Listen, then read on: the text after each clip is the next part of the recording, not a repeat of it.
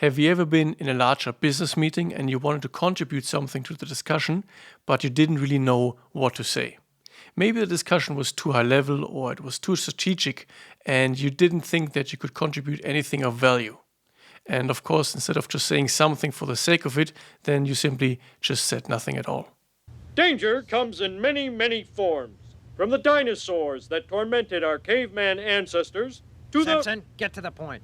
And if this happens frequently, the issue is that even though you contributed to the preparation of the meeting, the project, or the analysis, your work might not be noticed as much as it deserves to. You might not be as visible to the leadership as you need to be, and this can really hurt your career in the long term. And now exactly how this feels when I started my first job as an associate at McKinsey, just fresh from university. I oftentimes felt, what can I really contribute to the discussion, especially if it was very strategic or on a very high level, corporate leadership was involved. What could I say that my project manager or the partner cannot say with much more depth or knowledge behind it? So I was struggling with exactly the same problem. I was lacking the confidence and also the knowledge of what to really say in those meetings. So how do we solve that problem?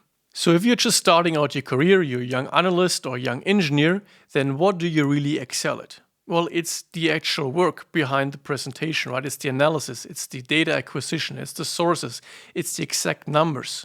That's where you really have the knowledge that exceeds most of the people present in the presentation or in the discussion. No one is expecting from you as a junior engineer or junior consultant to really solve corporate strategy problems, right? To really have an idea of where the company has to go in the next 5 years. No one's expecting that of you. What they do expect of you is that you are on top of the analysis. That's why you're in the meeting.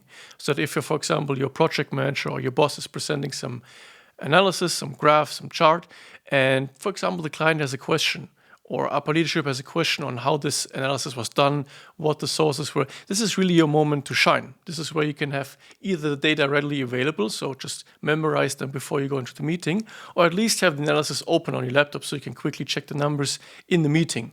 And you don't have to say, oh, I'm not sure right now how we did this or which sources we used. Let me check after the meeting. Of course, this can happen.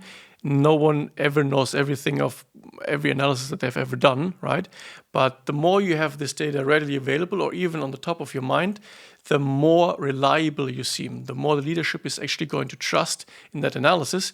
And that's really what's expected of you, especially in the first couple of months of your career. And it doesn't really matter if that's in consulting or if that's in a meeting in a corporate setting where you're a young engineer. And especially now that I'm leading engineering teams myself in my current role, I really just understood how important this was looking backwards.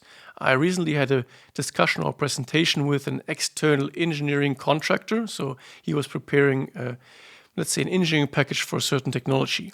And I was really impressed because he was able to navigate in all the subfolders. He knew exactly when I had a question about a certain PFD or a certain utility list, exactly where to look.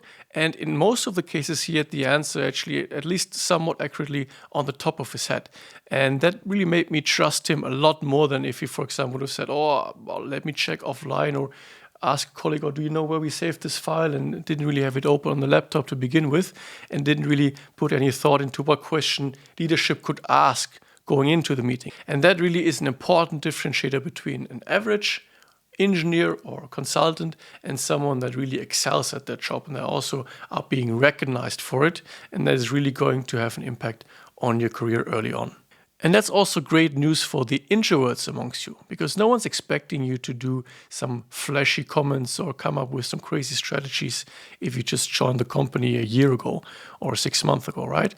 So just prepare ahead of the meeting, be on top of your analysis, and then if an opportunity comes up where a number is being questioned or they want to dig deeper into the analysis, or also there's a point being made that you can underscore with some of the numbers that you have in your mind, then that's really your opportunity to shine. That's it for today. I have one more video that's on a similar topic called visibility. I'll link that in the description below. Watch that if you haven't done so yet, and see you in the next video.